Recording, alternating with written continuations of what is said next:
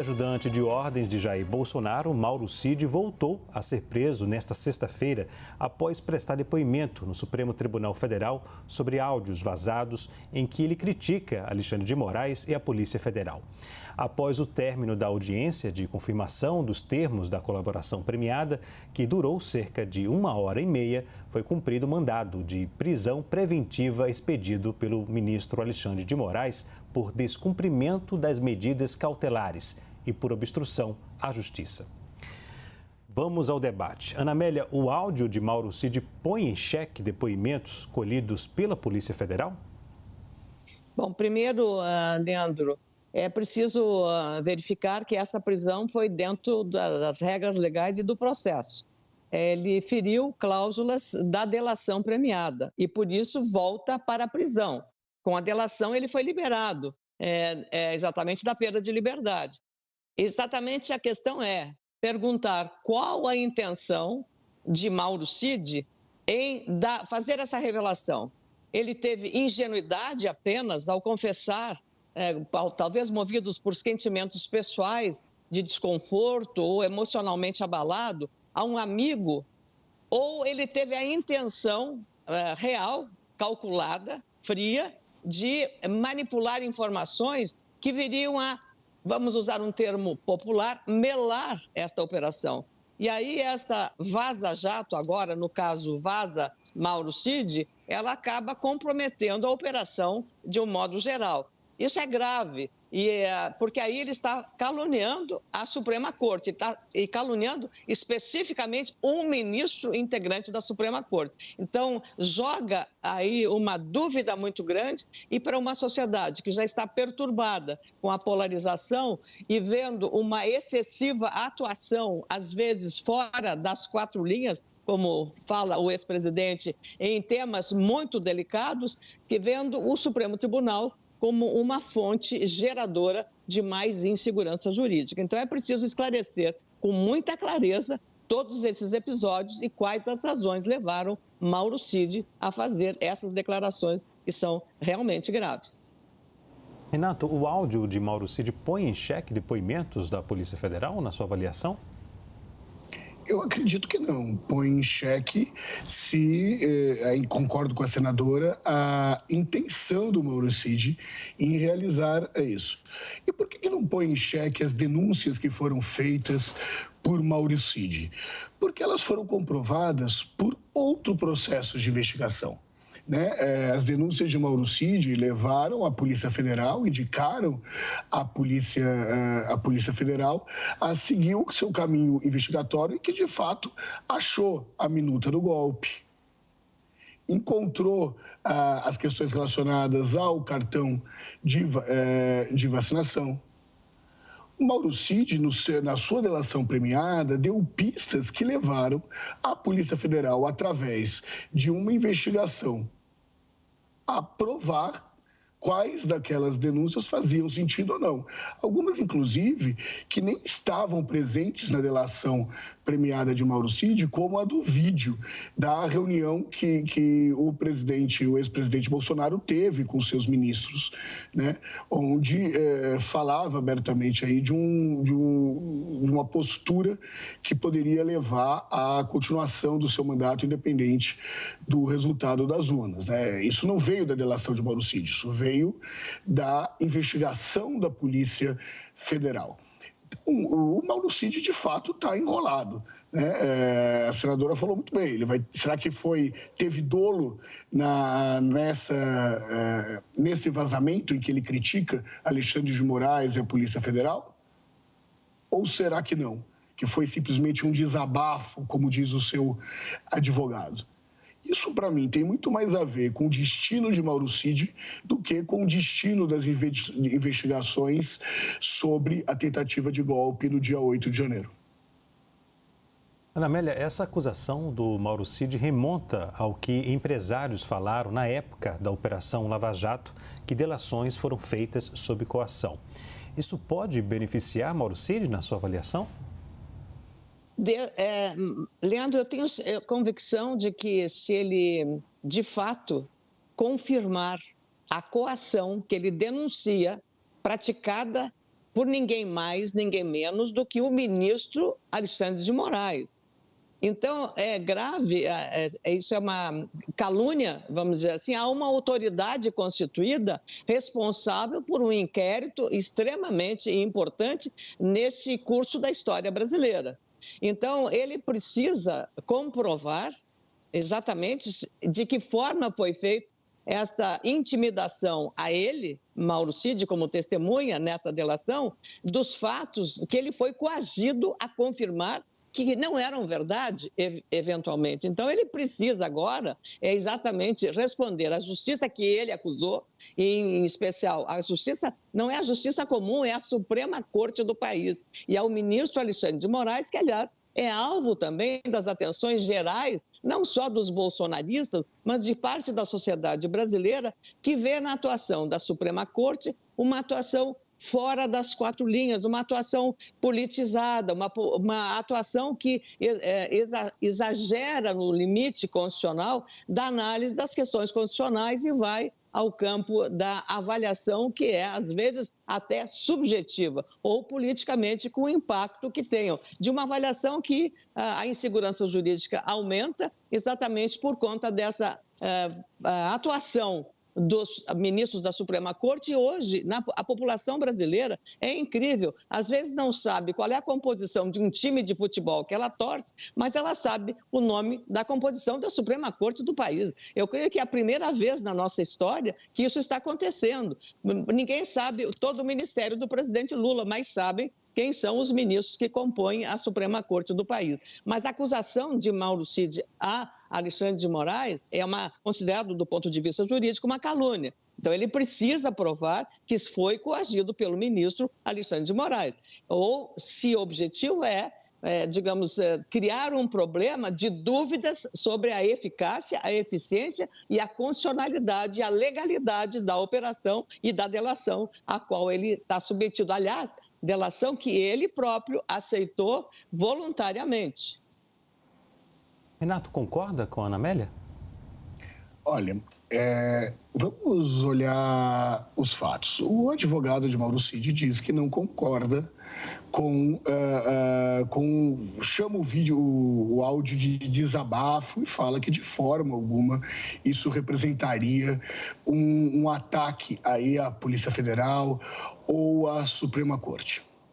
Por que Mauro Cid está preso? Ele está preso porque uma das cláusulas que garantiam o acordo de delação implicava em não dar motivos, assim, em não postar em redes sociais e também não fornecer materiais possíveis de rede social. Ele descumpriu efetivamente o acordo da delação premiada e, exatamente por esse motivo, ele está preso e também pela justiça entender que o vazamento dos áudios poderia significar algum processo de tumulto que leva a uma compreensão de obstrução da justiça, sem juízo de valor se é correto ou não essa interpretação. Mas, quando nós vamos analisar os fatos em si, eles foram provados independente do que o Cid falou. Nós sabemos, existe uma ampla jurisprudência que uma delação premiada, uma testemunha beneficiada com a delação, o testemunho dela só vale se for comprovado pelos fatos e pelo processo investigatório da polícia as denúncias que ele delatou. Essas denúncias foram comprovadas? Foram comprovadas, temos aí, muitas delas se abriu o sigilo de justiça. Então, existe um outro interesse nesse vazamento, que não se sabe nem se o vazamento foi intencional ou não, se foi, inclusive, produzido para criar um determinado contexto aí de tumulto. Mais uma coisa. Nesse desabafo, ele fala de uma possível coação do ministro Alexandre de Moraes. Mas ele não fala que foi coagido, em tese, num depoimento para Alexandre de Moraes. Ele não fala, aliás, eu nem sei se um depoimento direto existiu do Cid para o Alexandre de Moraes. Então, nós temos que entender como é que se dá efetivamente esse tipo de acusação. Ela se materializou como? De que forma? Falaram que só assinariam a delação se ele dissesse A, B ou C? Esse A, B ou C, se estava presente na delação, mas se a delação não tem poder de prova, não vale um depoimento como prova. Só vale se ele for comprovado pela investigação da polícia. E foi. Qual o real interesse do vazamento desses dados? É isso que tá sendo colocado. É isso que está sendo colocado. Porque falar que ele foi coagido sem que ele tenha objetivamente, se não fosse provado o que ele foi dito, a delação não seria homologada e a denúncia não seria feita? Ana Amélia, a afirmação de Mauro Cid de que foi coagido pode comprometer todo o processo que envolve Jair Bolsonaro, por exemplo? Aí é exatamente o cerne da questão é essa. Assim como aconteceu na Lava Jato, a questão do vazamento de informações que envolveram dois agentes públicos que tinham competências diferentes no julgamento. O juiz que julgava e o promotor que investigava e também denunciava. E esse acerto que criou, e o vazamento desses diálogos por escrito entre os dois, na época de Lava Jato, resultaram exatamente na anulação de muitas das cláusulas de todo esse rumoroso caso. Tanto que um dos promotores, que foi eleito deputado federal, teve o mandato cassado e o juiz corre o risco de ter também o seu mandato cassado. Então, as repercussões disso. Por isso que, no começo da nossa conversa, eu disse qual a intenção de Mauro Cid em dar essas declarações. Foi por um amigo, ingenuamente, para confessar uma dor, para que o presidente Bolsonaro soubesse que ele não traiu o presidente Bolsonaro, fazendo tais e quais revelações, porque ele era o homem que estava diariamente com o presidente, convivia com o presidente, tinha uma relação com o presidente, a pessoa talvez mais íntima fora da família de ter realidade. Ou então, quer dizer, ficar de bem com o presidente, ou então criar um problema, e aí manipuladamente, para desmanchar, tirar o caráter, digamos, jurídico dessa operação para melar a operação. Agora, das duas formas, seja para atender ao presidente, a quem ele está enganando? Ao presidente Bolsonaro, que ele foi tão fiel escudeiro, ou à justiça? Então, ele ficará, ao final de todo esse episódio, muito mal na história, especialmente se ele não disser ao ministro Alexandre de Moraes, que coordena e comanda esse processo de julgamento e essa delação, se ele cometeu realmente coação ao exigir que ele confirmasse certas informações colhidas pela Polícia Federal e que ele não concordava, ele, Mauro Cid. Então, essa denúncia de que ele foi coagido é uma calúnia a um agente público da Suprema Corte do país. Aí ele terá, nesse caso, como diz o advogado dele, que foi uma confusão, ir ao ministro e pedir desculpas. Perdão, ministro, pelo que eu disse, não era verdade, eu estava emocionado, foi sob um impacto emocional, eu estava muito abalado. Ele não terá outra saída. Então, mas de qualquer maneira, não vai ser o sentimento dele que vai mudar o curso desse processo perante a justiça. A justiça não trata de sentimentos, a justiça trata de interpretar a lei. Então, é preciso exatamente fazer esse peso aí nesse episódio. É um episódio muito, digamos, denso e carregado de mistérios. Tem muitos mistérios dentro desse episódio, Leandro. Renato, a divulgação desse áudio pode ter sido uma armação na sua leitura? É uma possibilidade e será investigado aí pela polícia. Tem muitas informações ainda que precisam ser dadas, né? Foi vazado, chegou de forma anônima e, obviamente, respeitando todo o direito de sigilo da fonte, obviamente, né? A senadora jornalista sabe bem disso, mas o Mauro Cid, no depoimento de hoje, será que ele disse para quem ele tinha enviado um áudio? De que forma? Ou ele foi gravado sem saber que estava sendo gravado, né? Acho que tem informações que ainda não vieram aí a público e à tona. O que a gente sabe é que isso dá munição para uma militância virtual voltar a colocar o ex-presidente Bolsonaro como vítima de uma grande perseguição. Essa narrativa, o vazamento desse áudio permite a construção de uma narrativa de que o ex-presidente Bolsonaro não tentou um golpe, que ele não teve aquela minuta do golpe que já foi encontrada e referendada, inclusive pelo ex-comandante do Exército. Dá uma desculpa para a militância bolsonarista negar os fatos. E o que a gente sabe é que para a extrema direita na política, os fatos têm menos importância. Não estou falando para a direita, estou falando para as pessoas que defendiam um golpe. Estão nas redes sociais defendendo um golpe. O compromisso com a verdade é muito falho para isso. A única coisa que elas precisam era a desculpa dada por Mauro Cid ao permitir o vazamento desses áudios.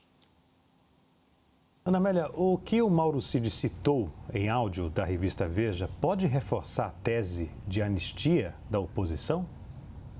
A oposição vai fazer isso. Agora, vale lembrar também que nesse episódio da narrativa, claro, o papel dos bolsonaristas, como disse o Renato, com muita precisão, é reforçado também por ações do próprio governo, que é a oposição ao ex-presidente, de, por exemplo, no caso agora dos móveis, que é patrimônio do Palácio da Alvorada, ter dito lá no começo, quando assumiram, que tinham sumido os móveis, levando uma suspeita que aqueles móveis que integravam o patrimônio da presidência da República haviam sido retirados de lá.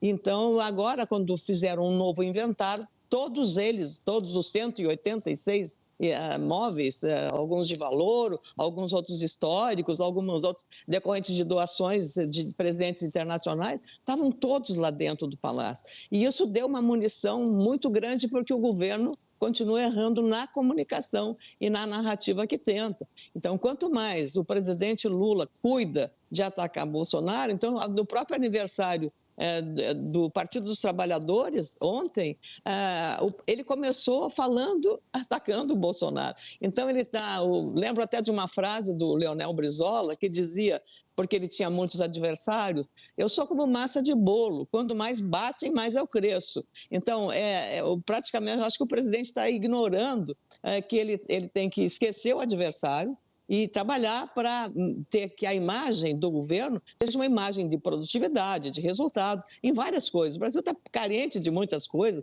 na área da eficiência, na área de logística, na redução dos gastos públicos, que são muito grandes, estão crescendo, e o governo trata de buscar aumentar a receita, aumentando mais impostos, seja para a pessoa física, seja para a pessoa jurídica. Então, o governo está com eu penso numa escolha perigosa, que é exatamente fazendo o papel que a oposição não imaginava ganhar um aliado tão grande para impulsionar Bolsonaro no cenário político. É a visão que eu tenho, assim, de observadora dos fatos. Então, eu me surpreendi quando o presidente da República, ontem no aniversário, que ele tinha que apenas festejar os avanços que ele entendia do partido no governo dele, no primeiro, no segundo, no governo, todos os governos que ele teve, né, na cidade, nos estados, mas não abrir, mostrando no vídeo do partido as cenas do ex-presidente, que é seu adversário político. Então, ele está aumentando, ele está fazendo essa massa do bolo, como dizia o Brizola, crescer,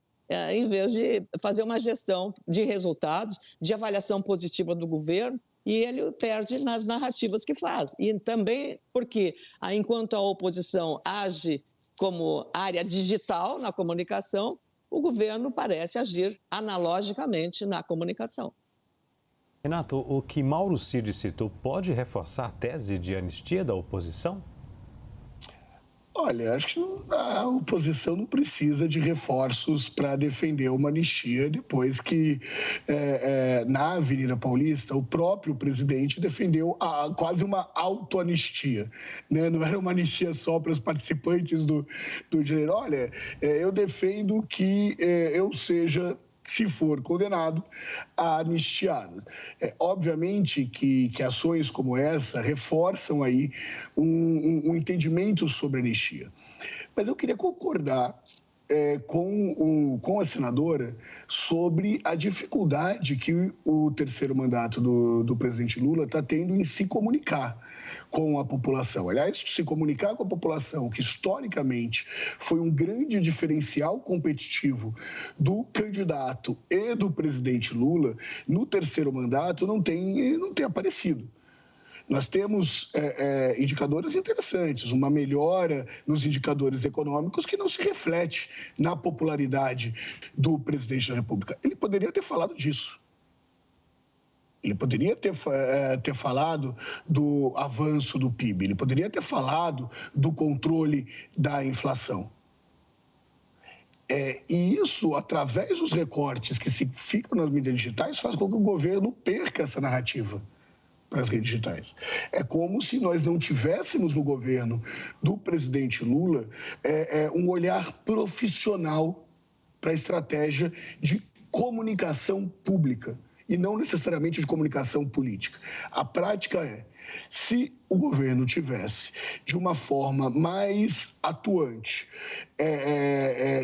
desmentindo fake news, de um lado, não fornecendo munição para a oposição do outro, talvez a popularidade do presidente estivesse melhor do que o último Datafolha apontou.